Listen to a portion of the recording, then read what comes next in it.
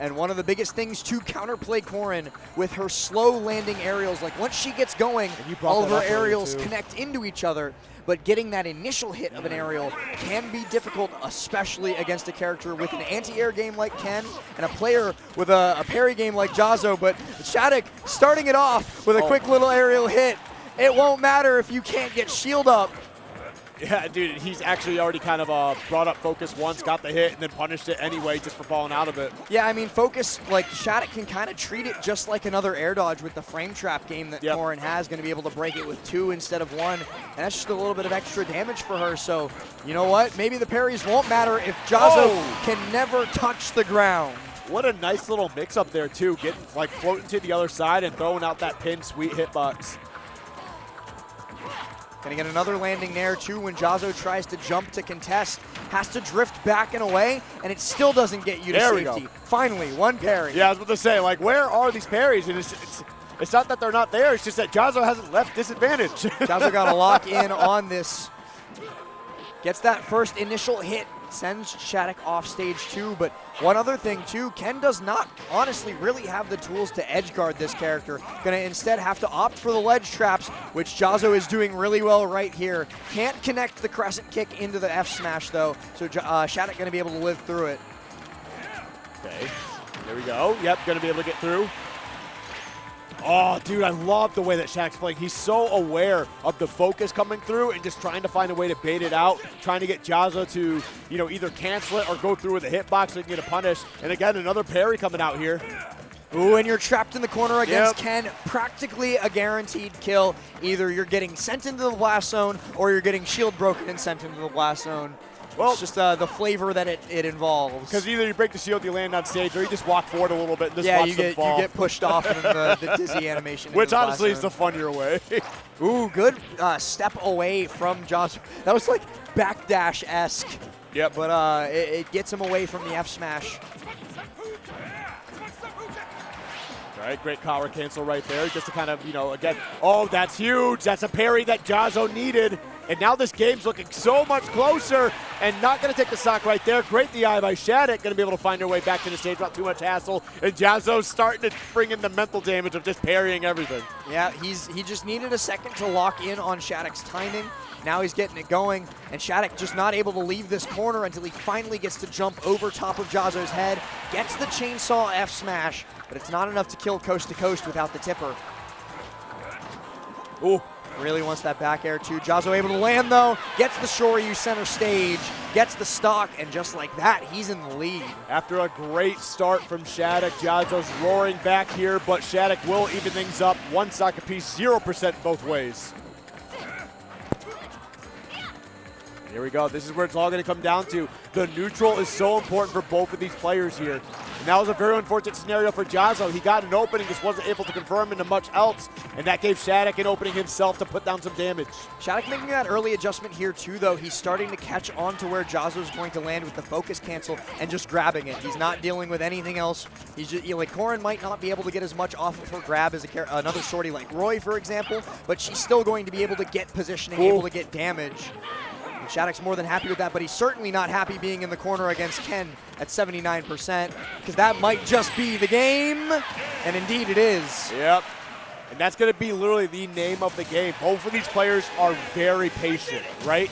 But for Jazo himself, you know, he recognized, hey, in the early goings, Shadic was going to have a strong opening as long as he wins neutral, right? But Jazo slowly grinds the game out. We started seeing the parries come out, which honestly, it took a long time for that first parry to even happen. And as he started getting more comfortable, got used to the timings, he was able to put more pressure down, building up that damage into Shoryuken range, and was able to clutch those out. Yeah, his corner pressure has been nothing short of divine throughout that first game, and if he can continue to do that, you know, Corrin, she's slow. We've talked about this already. She has to commit to jump out of that corner with something, and if Jazo is ready to react, ready to punish, he is more than capable of getting so much damage, keeping Shadic locked into the corner, and then getting those KOs once the percent is right. Yep. All right, well, here we go. Going to be going into Kalos. Interesting. We brought this up earlier as well. Having very good on this stage. Very good on this stage. Those huge walls going all the way down to the bottom blast zone. She's going to be able to utilize that side B to kind of pin herself and wait a little bit if she really wants to. Yeah, and also the side platforms are amazing for her to get extensions, especially off of like hard knockdown. If you get like hard knockdown on those platforms and don't tech, and sometimes even if you do tech, there is a back air in your future that will kill you. Yep. It's like 60-70%.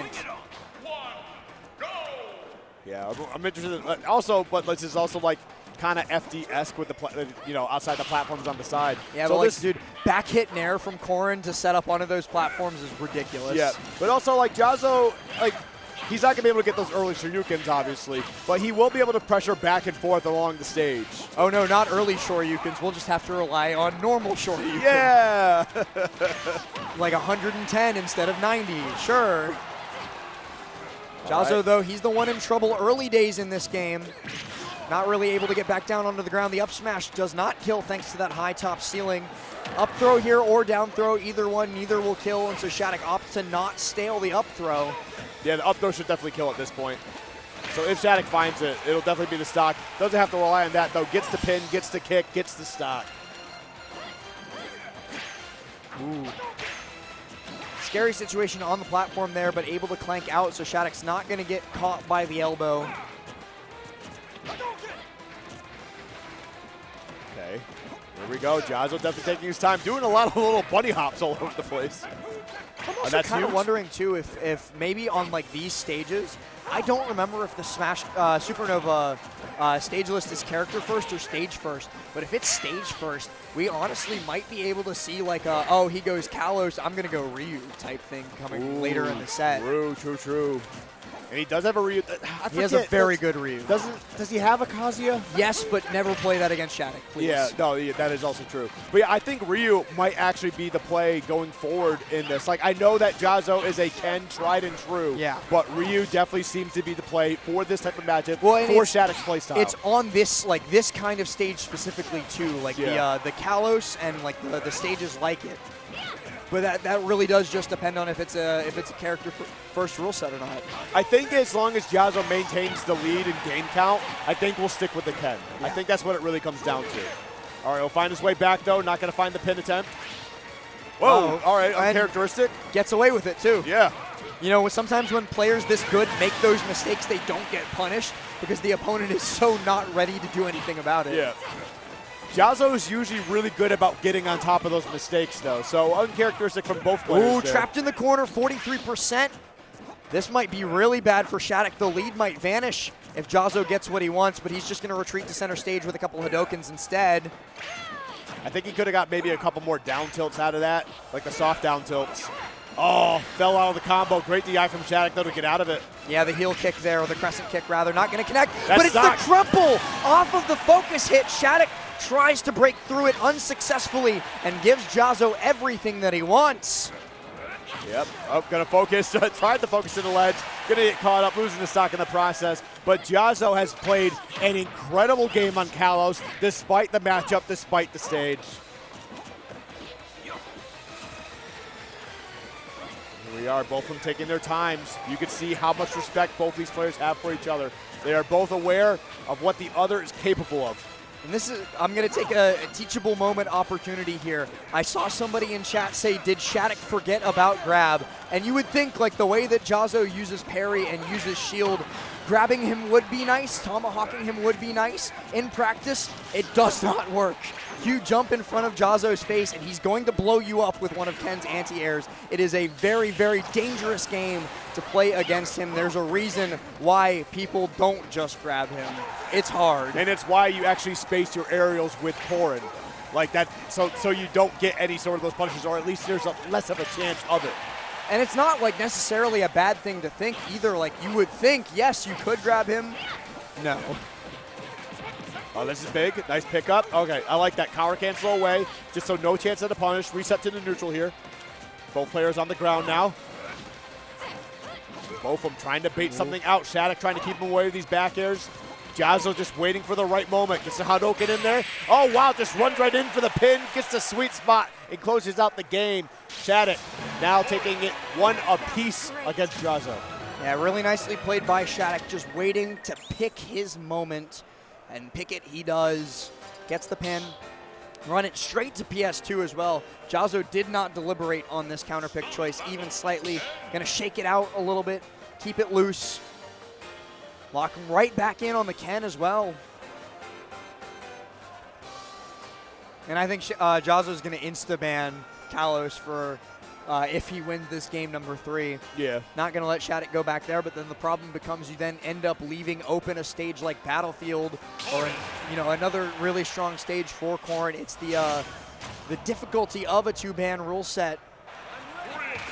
But even then, on the ostensibly worst stage for this matchup, I would think, in Kalos, Jahzzo still kept it close. Yeah, no, did a really good job. Actually, it's only really like a couple plays away, I think, from being a different game. I'm going to be real. But now we are on a very neutral stage for both of these characters here. Both players love it. Both characters love it. We'll see how things shake out. And right now, man, Jahzzo's doing a great job slowly pushing Shadic to the other side of the stage. But then Shadic gets that first initial aerial, able to turn it into a little bit more, but not nearly as much as he could have. Gets caught by the fireball on landing. He will survive this because he had his jump and he wasn't that high percent. But you got to be careful recovering high against Jahzzo's Ken because he will pop that.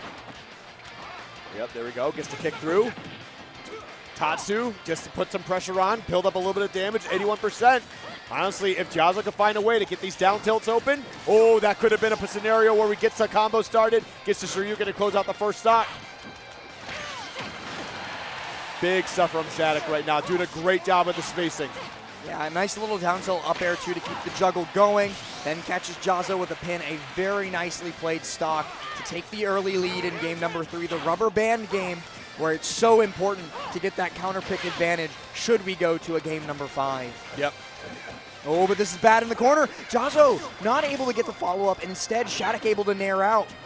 Yeah, pretty sure there was a misinput there, just didn't get the things he wanted. And I hope that's not getting into Jahzzo's head because that was another crucial misplay right there. Does finally get the stock out of there though. 40%, really not that bad all things considered. But Jahzzo does need to dial back in. He's gotten a little sloppy. It is quite difficult to get like all the way into Jahzzo's head though. He's quite good at just like shaking off those little mistakes. He's got a great mental. And he's got great posture too, and that's all that matters.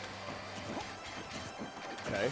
There we go. I like that. Shadic just getting back onto the stage and not like forcing the issue of getting back to center as much as possible. Just had no problem staying at the ledge, just waiting to see if Jahzzo would, become the aggressor and finding a punish for it. Backing away, gets that fair pin. And Jahzzo, he's starting to bleed out a little bit, so that focus on landing was very, very necessary. Now giving him the opportunity to take the stock lead if he can keep Shadic trapped in the corner. But Shadic very nearly has it. It's all gone though, because Jahzzo gets out and then gets the Shoryu. That was crazy. You know what? I wouldn't be surprised if we see some karma come through though, and we see Shadic fall out of a Shoryuken at some point. That was a crazy fallout. All right. Ooh, big. Focus right through that. Landing there. Big damage, 28%. Rising up air from underneath the stage, very smart there. Once Jahzzo had committed to pressing those down tilts, he was stuck there for the foreseeable future. Ooh, a nice little proto wave dash back. He's been doing that a lot this set so far. I love when players do the proto banhand. That's my goat. Yep. I mean, it's nice because, like, again, it kind of potentially baits out an option. He's been doing it mostly while Shadic's, like, off stage or, like, getting to the ledge or is on the ledge in general, just seeing if he can get him to do something.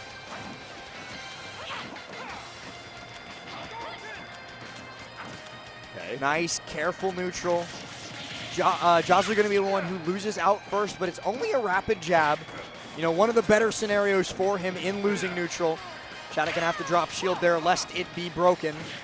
I think he actually got a shield poke, if I'm not mistaken. Could have been. It's very possible with Ken, too. Okay. Here we go. Forward air, side B. Not going to get the hit. Yeah, the sour spot of the side B there could have comboed into like a falling fair or a falling up air if you get the right angle on it. Right. Dude, both players are being so careful of each other. Oh, no way! Remember what I said at the start of the game. Yep. It always comes back as Jazo catches Shadic above the ledge. A nice little dare and a nice little game 3 win for him. We're going to discuss the bans As I believe I did, I'm not very good at reading lips, but if I was successful this time, I think Jazo did say Kalos. Yep. And honestly, I don't blame him for Kalos, because even though like it's not great, man, he really did play a fantastic game on Kalos, though. Shadic going to keep the hands warm as well. We talked about this earlier. While he deliberates on this stage choice. Chat, why do you keep saying that Ken can't do it and he needs to switch after he wins a game with Ken? Yeah, like I don't know what's going on there. I mean, right now, Jahz's 1 game away from doing it with Ken. 1 game away from moving on into a top 8 qualifier on the loser side. A Jazo top 8 at Supernova 2025, I think, would feed families.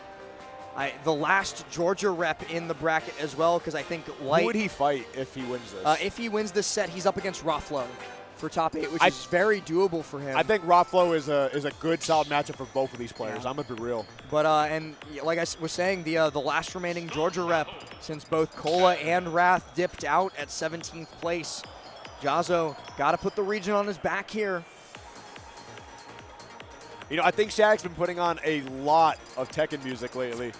I wonder if Shadic's been enjoying some Tekken himself. Oh, but changes his mind on the stage there.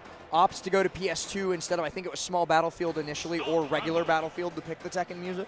But then changes it up, goes to PS2 instead. And so no Tekken music for the... Boo. All right, well, here we go. Running it right back to PS2 here. We're going to see if it all comes together for Shadic or if Jahzo will clutch it out with a 3-1 victory. Ooh, just a raw F smash there is almost an anti-air as Shadic tries to jump away. An interesting usage of the move, but it works out really well. It pushes Shadic into the corner, but he's able to mix and get past Jahzo. Oh, but he's in a terrible position. Oh, no, that's okay. I was about to say he might be a little bit too low, but I forget how far she actually goes up sometimes. That would have been a stock just barely off the mark. Jazo doing the Jazo thing, where he gets that little slip in your armor, the crack in the defenses, and then he just takes it for all that it's worth. Jahzo's in it, dude. Like, as soon as Shadic came down, he parried the next 2 attacks. Jahzo is on his BS right now, and it's going to be a rough one for Shadic here. But Ken can't do it, and so we're going to a game 5. Well, Ken's about to get it done, man. He's got a great lead right now, 42% in the second stock already. He's parrying all over the place. I like that, going for the spot dodge that time. Got a nice little punish out of it. Nothing super crazy, but enough to kind of keep Shadic honest. Ooh, nice roll there, too, with perfect timing. Okay.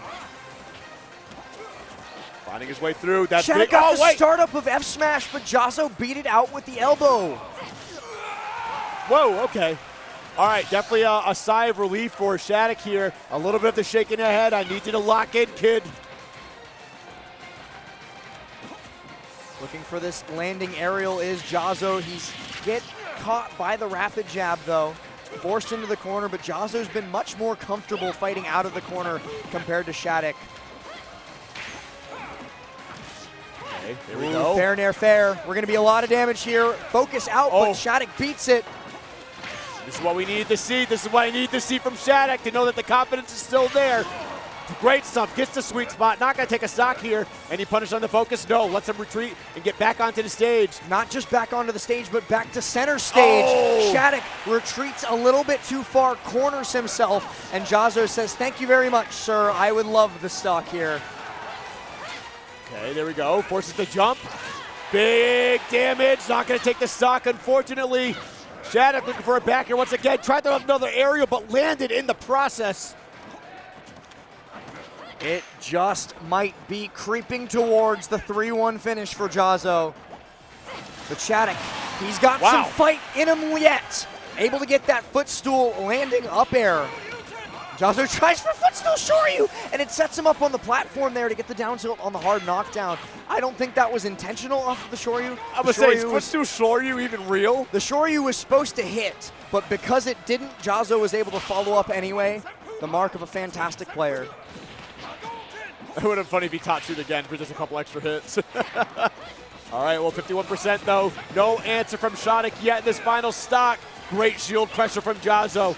But now you are in the disadvantage zone. Never mind, finds a way out. Focus coming through. He didn't pop the Shoryu. That might come around to bite him in the butt later.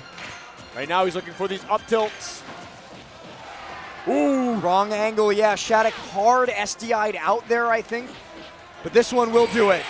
And just like that, Shadic eliminated at 13th place. Jazo moves on into the bracket. And look at that finger up in the air. One more set for top 8. Has Jazo made a top 8 at a major or super major or anything like that? I don't think so. He's top 8'd like Momocon and stuff like that, but never like a P tier event to my knowledge. And he's that would be huge. So damn close